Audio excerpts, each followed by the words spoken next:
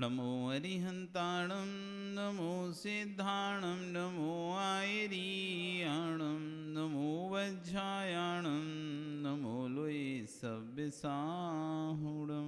बोलिए अनंत अनंत से परमेष्टि भगवान की, आदिब्रह्मा आदिनाथ भगवान की, वर्तमान शासन महावीर भगवान की, आचार्य श्री 108 वादिराज सूरी महाराज की, आचार्य गुरु श्री विश्व सागर जी महाराज की, अहिंसा में विश्व धर्म की। चलें पढ़ेंगे। एकी भावं गति विमया या स्वयं कर्म बंधो घोरम दुखम भव भवगतो दुर्निवारः करोति तस्याप्यस्य तयि जिनरवे भक्तिरुन्मुक्तये चेत् जेतुम शक्यो भवति न तया को वरस्ताप हेतु ज्योतिरूपं दुरितनिवहा ध्वान्त विध्वंस हेतु त्वामे बाहु जिनवरचिरं तत्त्वविद्याभियुक्ता चेतो वासे भवसि च मम ईश्वरमुद्भासमानस् तस्मिन्नाहा कथमिव तमो वस्तुतो वस्तुमीष्टे आनन्द्राशुष्णपितवदनं गदगदं चाभिजल्पन् यस्या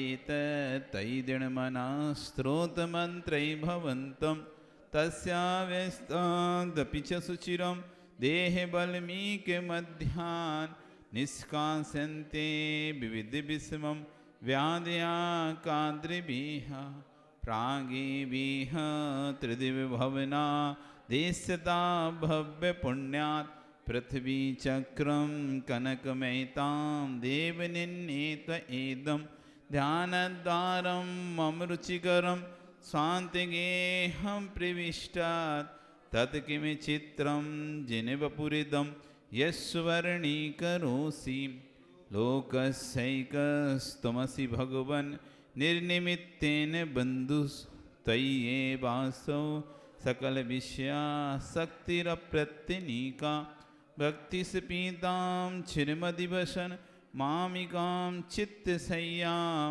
मय्युत्पन्नं तव न कथा स्वारपीयूषवापि तस्यां जन्माटव्यां कथमपि मया वेयं तव न कथा स्वारपीयूषवापि तस्या मध्ये हिमगर्हिमभियुषीते नितान्तं निर्मग्नं मां न जति कथं दुःखदावोपतापा पादन्यासादपि च पुनतो यात्रया ते लोकी हेमाभासो भवति सुरभिः श्रीनिवासस्य पद्मा सर्वांगेण सरस्वती भगवन् त्वय्यशेषं मनो मे श्रेया किं तस्वयमेरहर यन्नमामभ्युपेति। चलें अगला 8वें नंबर के श्लोक पढ़ते हैं। पश्यन्तं त्वद् वचनममृतं भक्तिपात्राप्रवन्तं पश्यन्तं त्वद् वचनममृतं भक्तिपात्राप्रवन्तं कर्मारण्याद् पुरुषमस्मा नन्दधामप्रविष्टं त्वं दुर्वार स्मरमदहरं तत्प्रसादैक्य भूमि क्रूराकारं कथमिव रुजा कंठकान् निर्लुठन्ति। पढ़ेंगे एक साथ। पश्यन्तं तद्वचनममृतं भक्तिपात्राप्रवन्तं कर्मारण्यात् पुरुषमस्मानन्दधाम प्रविष्टं तं दुर्वाराय स्वरमदहरं तत्प्रसादैक्य भूमिं क्रूरागारा कथरुजा कंठका निल्लुठंती। 8वें नंबर के श्लोक में आचार्य वादिराज सूरी महाराज बहुत अच्छी बात कर रहे हैं। पश्यंतम त्वद, हे भगवान, एक बार जो आपको देख मात्र ले, क्या कर ले? एक बार जो आपको देख ले, और तद बचन अमृतम, आपके वचन रूपी अमृत को भक्ति पात्र्या प्रबंधता, भक्ति रूपी पात्र से जो पी ले।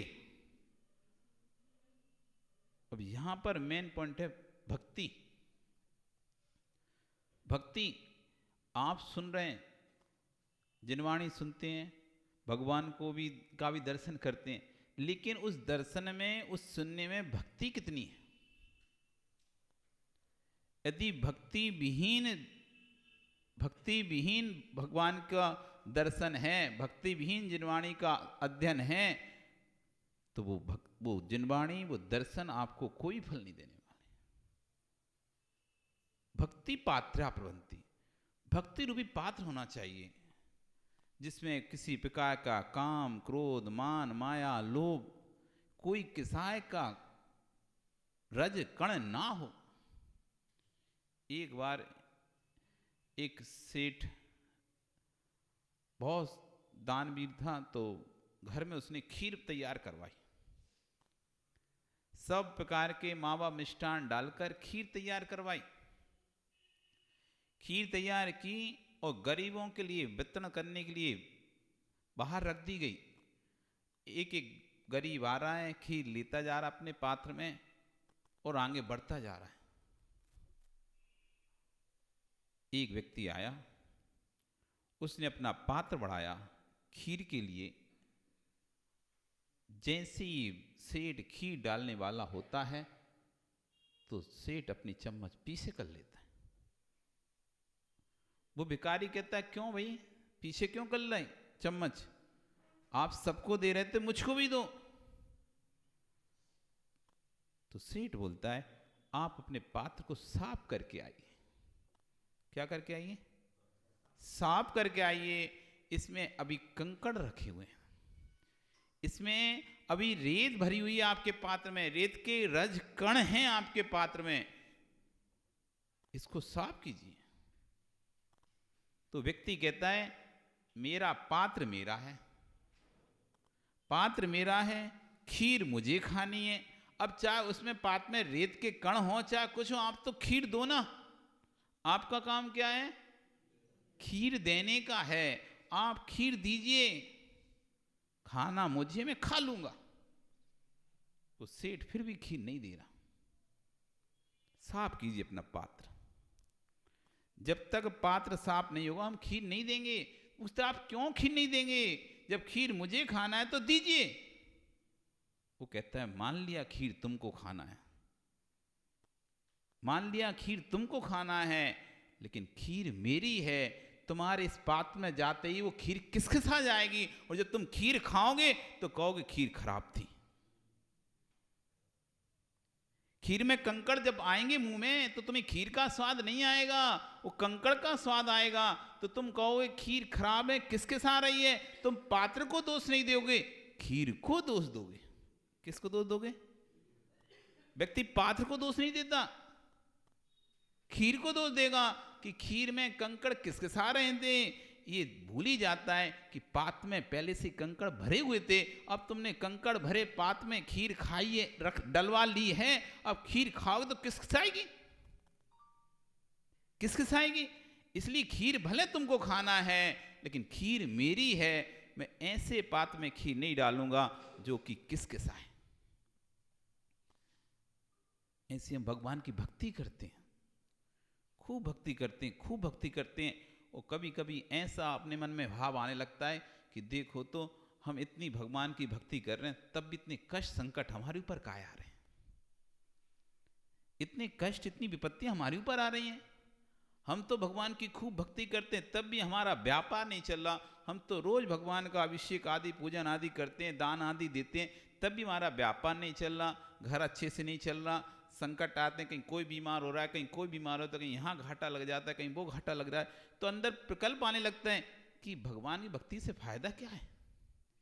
एक वो व्यक्ति देखो 5 पाप में लिप्त है, ना भगवान के पास जाता ना कुछ करता, वो तो बढ़िया अच्छा खूब पैसा उसके पास हो रहा है, कुछ करता भी नहीं तब भी, और हम तो इतना धर्म करते हैं तब भी हमारी भक्ति का कोई फल ही नहीं मिल रहा। अभी पता ही नहीं था कि तुमने अभी पात्र साफ किया नहीं था, भक्ति तो प्रारंभ कर दी थी, लेकिन भक्ति के लिए जो मन रूपी पात्र था उसमें अभी कसाय, क्रोध, मान, माया, लोभ, अहंकार के कंकड़ पड़े हुए हैं, राग देश के कंकड़ पड़े हुए हैं। वो राग देश के कंकड़ से तुम्हारी जो भक्ति वो किसकिसा रही है, वो फल नहीं दे पा रही, स्वाद नहीं आ रहा आपको। भक्ति का भी एक अलग आनंद होता है, भक्ति का भी एक अलग आनंद होता है। हर समय आपको आनंद नहीं आता। कभी कभी देखो आपको मन लगता है पूजन करने में, या कोई पाठ करने में, कोई जाप करने में, या कोई स्तोत्र पढ़ने में, कभी कभी मन लगता है, और ऐसा मन लगता है कोई आपको डिस्टर्ब ना करे, बस पढ़ने दे, आपको कुछ नहीं, मन लग रहा है। कभी कभी ऐसा होता है, खूब ऐसा लगता है कि अब हो गया, चले यार, मन नहीं लग रहा, पढ़ने में मन नहीं लग रहा, हो गया अब चलते हैं, पूरा हो गया, टाइम देख रहे हैं बार बार। अभी आपने भक्ति रूपा से जिनवाणी नहीं सुनी, जिनवाणी का रसास्वादन नहीं किया है, क्योंकि अभी आपका पात्र में कंकड़ भरे हुए हैं। पहले पात्र साफ करो, भक्ति बाद में करना, पहले पात्र साफ करना। यदि पात्र खराब है, पात्र में कसाय के पत्थर हैं, क्रोध के, मान के, माया के, लोभ के, तो तुम्हारी भक्ति का स्वाद नहीं आएगा। मायाचारी का पत्थर, लोभ का पत्थर, मान का पत्थर, क्रोध का पत्थर, कोई भी पत्थर यदि पड़ा हुआ है उस पात्र में तो आनंद नहीं देगा। आनंद चाहिए तो एकदम मन को साफ रखना पड़ेगा। किंचित मात्र यदि आपके अंतरंग में विकल्प चल रहा हो तो आप पाठ पढ़ते पढ़ते भूल जाओगे। थोड़ा सा भी विकल्प आपके अंदर आ जाए, कितना भी कंठस्थ आपको पाठ याद हो, कितना भी कंठस्थ आपको पाठ याद हो, थोड़ा सा जैसे ही अंदर में संकल्प विकल्प चलेगा, उथल पुथल होगी, तो आप पाठ को भी भूल जाओगे। एकाग्र नहीं है, एकाग्र नहीं हो पा रहे आप। क्यों नहीं हो पा रहे? क्योंकि राग की उथल पुथल चल रही है, द्वेष की उथल पुथल चल रही है अंदर, तो आपका मन एकाग्र नहीं हो रहा है, एक विषय पर चित्त लग नहीं पा रहा। और जब तक एक विषय पर चित्त लगेगा नहीं, तब तक कार्य की सिद्धि नहीं होगी। कार्य की सिद्धि जिसको जितनी जल्दी अपने काम बनाने, एक विषय पे चित्त को लगाना पड़ेगा। संदीप कभी कागज जलाया? किससे? कागज जलाया किससे? बिना आग के? बिना आग के कागज जलाए क्या? बिना माचिस तीली के कागज जलाएगा कभी? नहीं जलाया। किसी ने जलाया? सुशील जलाया कभी कागज बिना माचिस तीली के? क्या किया फिर तुमने बचपन में? संजय नाम है तुम्हारा? संजय, कभी कागज जलाए तो उन्हें बिना माचिस तीली के? आग को छोड़ दो बस। हाँ, बिना माचिस तीली की भी कागज जलाए नहीं पन्नालाल जी। एक लेंस आता था, एक लेंस आता था, और उसको उसपे कागज पर रख के इससे बिल्कुल बारीक उसका प्रकाश देखा डाला जाता था। जब वो पूरा प्रकाश, इतना सूर्य का पूरे लेंस से पड़ रहा प्रकाश, वो प्रकाश पूरा जाके जब एकाग्र होता था, एक स्थान पर जब वो टिकता था, वो क्षण में कागज में से धुआं निकलने लगता। क्षण में कागज में से धुआं निकलने लगा। ये आग कहां से आ गई? अभी भी तो सूरज था। इससे पहले पूरे दिन भर कागज सूरज में रखा रहा, सूरज की रोशनी में दिन भर कागज रखा रहा छत पे, लेकिन जला ही नहीं, जला ही नहीं। पूरे दिन रखा गया है तब भी नहीं जला, और 5 मिनट में कागज में से धुआं निकलने लगा। क्यों? क्यों संजय, ऐसा क्यों हुआ?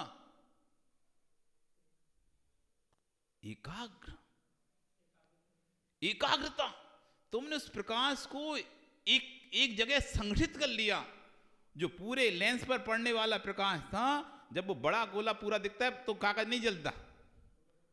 जब उसे आप थोड़ा थोड़ा करते जाते हो, जो नीचे दिखने वाला स्थान पर वो धीरे धीरे छोटा छोटा छोटा होता जाता है, तो और एक समय ऐसी स्थिति बारीक बिंदु आती है, और बारीक बिंदु 5 मिनट के अंदर वो कागज में जलन चालू हो जाती है, धुआं उठना प्रारंभ हो जाता है, जलने लगता है। अभी भी तो प्रकाश था, अब अचानक क्या हुआ? आपने संगठित कर लिया, संगठित कर लिया उस ऊर्जा को, जो ऊर्जा फैली हुई थी, जो ऊर्जा पूरे में प्रकाशित हो रही थी, उस ऊर्जा को आपने लेंस के माध्यम से एक स्थान पर संगठित किया, एकाग्र किया, तो कागज में भी आग लग गई है। ऐसी जब व्यक्ति अपने सारी ऊर्जा को एक स्थान पर एकत्रित कर लेता है,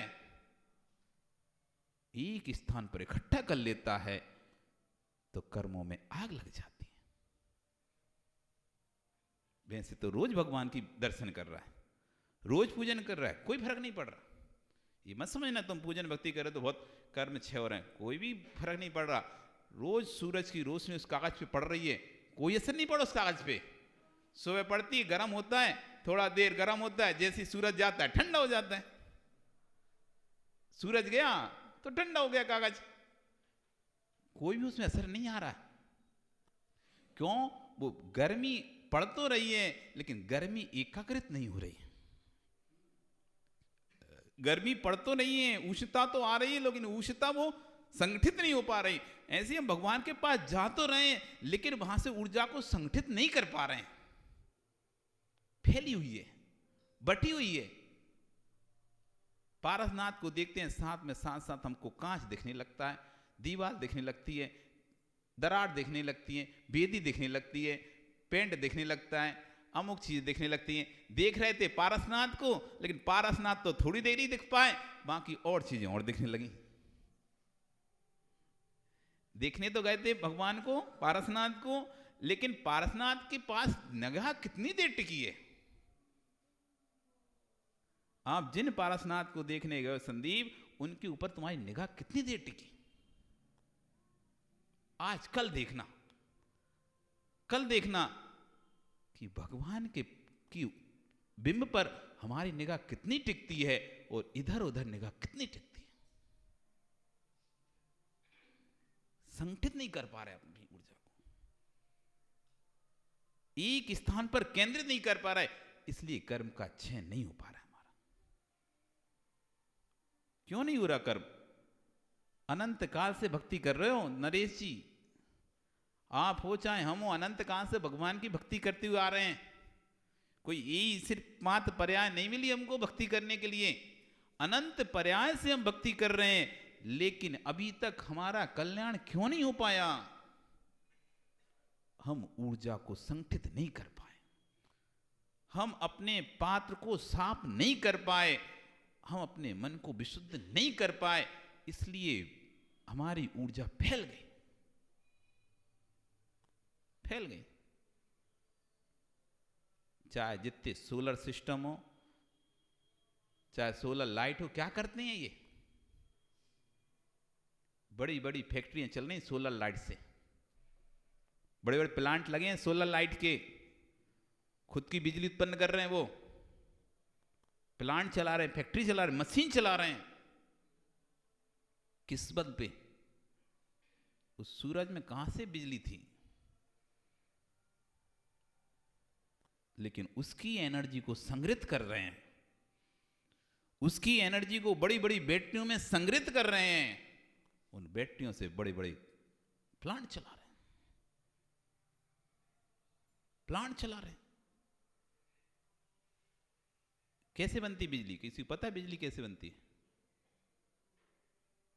पता है बिजली? उपयोग तो करते हो।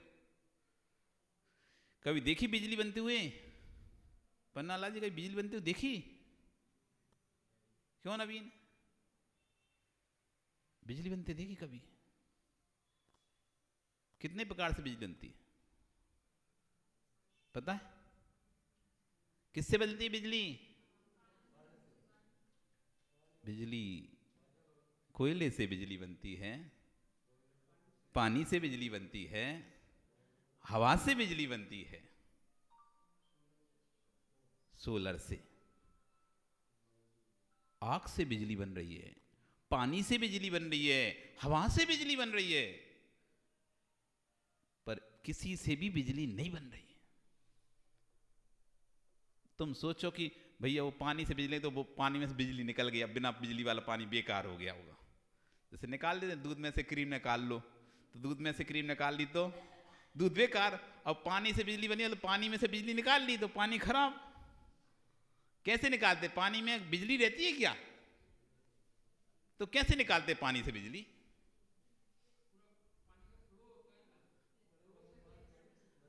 पानी से बिजली निकाल रहे हैं, पानी से बिजली बन रही है, कह रहे हैं पानी से बिजली। वास्तव में पानी से बिजली बनती ही नहीं है, हवा से बिजली बन रही है। हवा में आग है, कैसे बिजली बन रही है? हवा से। अग्नि से बिजली बन रही है, कोयले से बिजली बन रही है। वास्तव में ना तो हवा से बिजली बन रही है, ना पानी से बन रही है, ना अग्नि से बन रही है, आवृत्ति से बिजली बन रही है। आवृत्ति से बिजली बन रही है। आवर्तन, बड़ी बड़ी कॉइल होती है, बड़ी बड़ी मशीन होती है, उनमें बड़ी बड़ी कॉइल लगी रहती है। कॉइल, ऊपर से पानी उन कॉइल के ऊपर डाला जाता, प्रेशर से पानी आता है, वो प्रेशर से पानी पंखे पर गिरता है, पंखा तेजी से घूमता है। जितनी स्पीड से पंखा घूमता है, जितनी स्पीड से पंखा घूमता है, उधर कॉइल भी उतनी स्पीड से घूम रही होती है। और बार बार आवृत्ति होने से उसमें से बिजली बनना प्रारंभ हो जाती है। पत्थर में आग है, पत्थर में आग है, पत्थर में आग है क्या विकास? नहीं है।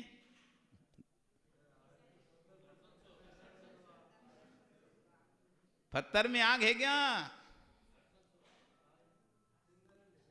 कभी वो चिलगुट्टा ऐसे ऐसे करके चिकाए किसी को? कमल घट्टा से,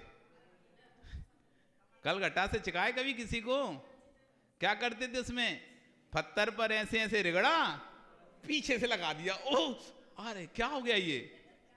याद नहीं कि बचपन की? क्यों संजय? कमल गट्टे जो जिससे मखाना बनता है ना, वो कमल गट्टा,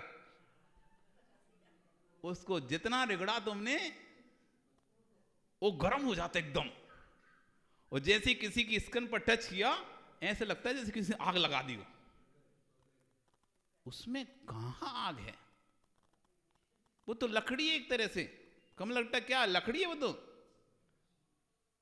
जब वो आप उसको सेंकते हैं तो उसका उस छिलका अलग फिक जाता है, वो अंदर का फूला निकल आता है, अंदर फूला निकल आता है। वो तो एक तरह से लकड़ी है। वनस्पति कहाँ का वस्तु है? तो वनस्पति तो लकड़ी होती है ना हमेशा, तो लकड़ी है। और लकड़ी में देखो आग है। आग आई कहां से? वो क्या उस पत्थर में आग थी या उस लकड़ी में आग थी? किस में आग थी? दोनों में से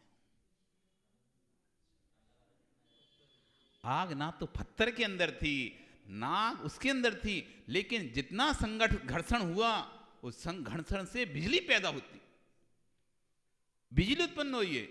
आकाश में बिजली कौन पैदा कर रहा है? कोई वहां बैठ के स्विच नहीं दबा रहा कि जराई बंद, बुझाई बुझ बंद, जल बुझ कर रहा हो।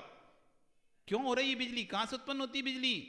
आपस में जब बादल में टकराते, पानी से टकराता है, पानी से टकराता है, बिजली उत्पन्न होती है। क्योंकि पानी ठोस फॉर्म में ऊपर, ये जो बादल दिखाई दे रहे हैं ना, ये पानी है। पानी ऊपर बादल दिखाई दे रहे हैं, पानी है। पानी ठोस फॉर्म में, ऊपर ठोस हो गया है, जैसे ही वापस आता है नीचे तो लिक्विड हो जाता है। जैसे कोई भाप होती ना, भाप। आप देखो, आप कुकर पर कोई ऊपर कागज कर दो, ऐसा हाथ कर दो आप ऐसा कुकर के ऊपर, तो उधर से निकल रही भाप और हाथ में पानी पानी हो जाएगा। पानी तो दिख ही नहीं रहा था, लेकिन जैसे आपने इधर किया पानी आ गया। ये भाप है जो लिक्विड फ्रेम से, लिक्विड से एयर में बदली, बाष्प में रुकी, बाष्प से संगठित रूप में ऊपर हो चुकी है, आपस में इतनी कठोर हो चुकी, इतनी कठोर हो चुकी है, जैसे वो टकराते हैं, जैसे दो पत्थर टकराए ना, तो दो पत्थर टकराए तो चिंगारी उत्पन्न हुई कि नहीं हुई, ऐसे बादलों के बादल आपस में टकरा रहे हैं, घर्षण हो रहे हैं, ऐसा लगता है कोई पानी टंकियां फेंक रहा हो, गड़गड़ गड़गड़ गड़गड़ गड़ होती है आवाज ऊपर। ये बादलों का अपने संघर्षण होता है, एनर्जी पैदा होती है। ऐसी जब भक्ति का संघर्षण होता है, भक्त का और भगवान की भक्ति के बीच में जो संघर्षण होता है भावों का, उससे बिजली पैदा होती है, करंट पैदा होता है। वो भक्ति का करंट ही कर्मों को नाश करता है। बड़ी बड़ी कॉइल लगी रहती है नीचे, हजारों फीट ऊपर से पानी गिरता है स्पीड से, पंखे पर गिरता है, पंखा घूमता है, और जितनी तेज पंखा घूमता है उतनी तेज कॉइल घूमती है, और जितनी तेज कॉइल घूमती है उतनी स्पीड से बिजली बनना शुरू हो जाती है। तीनों की प्रक्रिया सेम है। हवा से ऊपर पंखा लगा हुआ है, पवन चक्की, ऊपर पंखा घूम रहा है, जितनी तेज हवा से पंखा घूमेगा उधर नीचे उतनी तेज हवा से उतनी तेज कॉइल घूमेगी, उतनी तेज कॉइल घूमेगी, उतनी तेज बिजली बनेगी। कोयले की अग्नि, कोयले में इतना कोयला डाला जाता है कि पानी की भाप बनाई जाती है, उस भाप को पाइप के जरिए कॉइल पर गिराया जाता है, पंखे पर छोड़ा जाता है, वो भाप से पंखा घूमता है तेजी से। वो जितनी ज्यादा आग रहेगी उतना ज्यादा पानी उबलेगा, भाप बनेगा और पाइप के माध्यम से पंखे पे गिरेगा। ये रेलगाड़ी इंजन, भाप के इंजन, कैसे इतनी बड़ी रेलगाड़ी चल गई, किस पे चल रही है? भाप पे तो चल रही है, भाप पे तो चल रही है, भाप का इंजन। उन्होंने इधर कोयले डालते रहा, उधर पानी का भाप बनता जा, उधर इंजन चलता जा रहा है, लाखों टन माल खींचते हुए चली जा रही है, लाखों टन। तो भाप से वो बिजली, तो जितना ज्यादा आवृत्ति होती है, जितनी ज्यादा आवृत्ति होती है, जितनी ज्यादा आवृत्ति होती है उतनी ज्यादा मशीन गर्म होती ही नहीं होती आपकी। चाहे मिक्सी चलाओ, चाहे कोई सी मशीन चलाओ, तुम ज्यादा देर तक चलाए तो गर्म हो जाती नहीं हो जाती, और सीमा से अधिक चला दे जल जाती है, आग लग जाती है, आग। कोई भी गाड़ी हो, आप गाड़ियों में आग लगती नहीं लगती, बोनट में और इनमें अंदर मशीनों में क्यों लग जाती है आग? इंजन इतना चला लिया आपने, इतना चला दिया, हीट हो गया, एकदम हीट हो गया, वो ज्यादा चला दिया, भक, आग लग गई। जितनी ज्यादा आवृत्ति होती है उतनी ज्यादा बिजली पैदा होती है।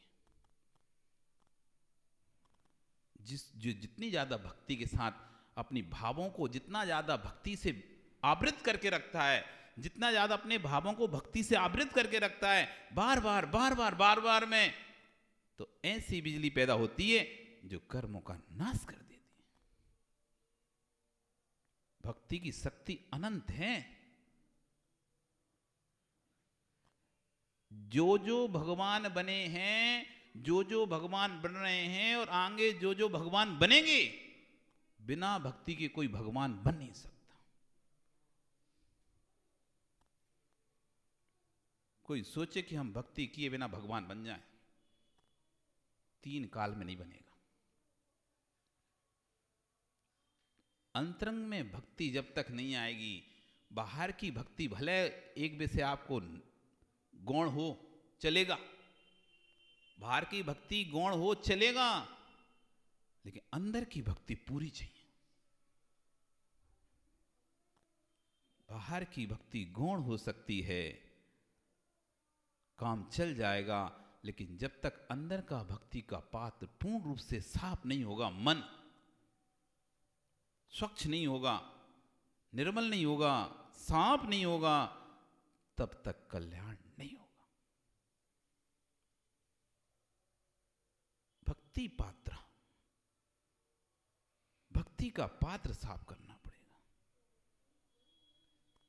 कसाय आएंगी, कसाय आएंगी, हटाना पड़ेगा। रोज आएंगी, रोज हटाना पड़ेगा। माता झाड़ू लगाते हो ना घर में, क्यों लगाते? क्यों लगाते? कचरा साफ करने। एक दिन कर लिया, 5 दिन तक फुर्सत क्यों? जिस कमरे में कोई नहीं जाता उसमें तो महीने भर में लगाते होगे ना। जिस कमरे में कोई नहीं जाता उसमें तो महीने भर में लगाते होगे, फिर नहीं ना, रोज लगाते। तो रोज लगाते तो रोज कचरा निकलता है क्या? रोज लगाते तो रोज कचरा निकलता ही नहीं निकलता। इतना सा निकले, निकलेगा कचरा। आप बिल्कुल मानो, आप जिस कमरे में कोई ना भी जाए तब भी आप उस कमरे में आप झाड़ू लगाओ, संदीप कचरा निकलेगा, पक्के में। आज आप देखना लगवा के अपनी देवी से, और सुबह फिर देखना, रात भर में कुछ भी नहीं करना, सुबह फिर देखना, फिर कचरा हो जाएगा, फिर कचरा हो जाएगा, फिर सुबह फिर लगाओगे, फिर निकाल लो। जैसे घर में प्रतिदिन झाड़ू लगाते रहते हैं, कचरे को बाहर फेंकते रहते हैं और कमरे को साफ करते रहते हैं, ऐसी रोज अपने मन के कचरे को बाहर फेंकते रहा करो, बाहर फेंकते रहो। पर ध्यान रखना, फेंकना कहाँ पे? पड़ोसी घर में फेंक दिया तो लड़ाई हो जाएगी। नहीं तो तुम कहो महाराज ने बोला है कचरे को बाहर फेंकना है, तो तुम घर का अपना कचरा झाड़े और पड़ोसी घर में जाकर फेंक आए, तो क्या होगा नरेश? क्या होगा? अपने घर का साफ करके और पड़ोसी घर में फेंक आए तो क्या होगा? बोले थे महाराज साफ करके फेंकना है। अरे फेंकना तो है, पर ध्यान रखना फेंकना कहां पे है, नहीं तो ये भूल जाओ फेंकने कहां है। महाराज बोले थे अपने मन का कचरा फेंक देना, तो तुम्हारे मन में किसी के प्रति गुस्सा आया, बुराई आई किसी की, तुमने तो तुम दूसरे कान में जाके बुराई करे आए, तो अपना कचरा उसके कान में फेंक। हाँ ऐसा ही होता है, आपके मन में कुछ विकल्प आता है, संकल्प आता है, तो अब दूसरी दीदी को जाके जीजी वो ऐसा कर रही थी, वो अब उसे दूसरी को तो मतलब भी नहीं था कैसा कर रही थी क्या नहीं कर रही थी, वो तो अपनी आराम से पूजा पाठ कर रही थी, लेकिन तुम पास में बैठ गई और धीरज से पूजा किताब खोली, किताब खोल के तुम्हें पता है क्या? बोल क्या क्या हुआ? ऐसा ऐसा हो गया। अब लो वो पूजा मूजा तो एक साइड गई और वो तो अपनी एक चढ़ाई और गई। अब अच्छा ऐसा हो गया, ये हो गया, अब पूजा मूजा गई काम से। ऐसा मत करना, अपने मन के कचरे को ऐसे स्थान पर फेंकना जिससे किसी दूसरे को पीड़ा ना हो। जैसे घर के कचरे को आप ऐसे स्थान पर फेंकते हैं डस्टबिन में, ऐसे स्थान पे जैसे किसी और को उससे कष्ट ना हो, हमारे कचरे से संकट ना हो, पीड़ा ना हो, ऐसे दूसरी जगह फेंक देते हो। ऐसे अपने मन के कचरे को दूसरी जगह ऐसी जगह फेंको जिससे किसी को पीड़ा ना हो, कष्ट ना हो, संकट ना हो। साफ करो अपने पात्र को, अपने बर्तन को साफ करो। यदि बर्तन साफ नहीं है तो मां दूध फट जाता है। दूध फटा कभी आपका? दूध फटा कभी? कभी बर्तन के कारण से दूध फट जाता है। अच्छे से साफ नहीं कर पाए बर्तन, उसी में दूध ले लिया आपने, सर्फ लगा हुआ था या थोड़ा सा साफ नहीं हुआ या पुराने दूध की लगार लगी हुई थी और उसी में आपने दूध रख दिया है, दूध फट जाता है। जब जगत के सामान्य लौकिक पात्र साफ नहीं होने पर लौकिक वस्तु खराब हो जाती है, फिर मन का पात्र साफ नहीं होगा तो पारलौकिक वस्तु कैसे साफ होगी? लौकिक वस्तु नहीं रहती साफ अच्छे से। यदि पात्र खराब हो, थोड़ा सा भी कमी पात्र में हो, तो वस्तु स्वाद नहीं देती, खराब हो जाती है, खराब हो जाती है, स्वाद नहीं आता, फिर उसमें आनंद नहीं आता उसमें। पात्र अच्छा नहीं है, पात्र अच्छा नहीं है, पात्र चाहिए। वो जब तक पात्र ठीक नहीं होगा तब तक आनंद भी नहीं आएगा। इसलिए पात्र साफ करना होगा। आपका समय कल फिर आओगे, चर्चा करेंगे पुनः। कल क्या करना है साफ अपन को? पात्र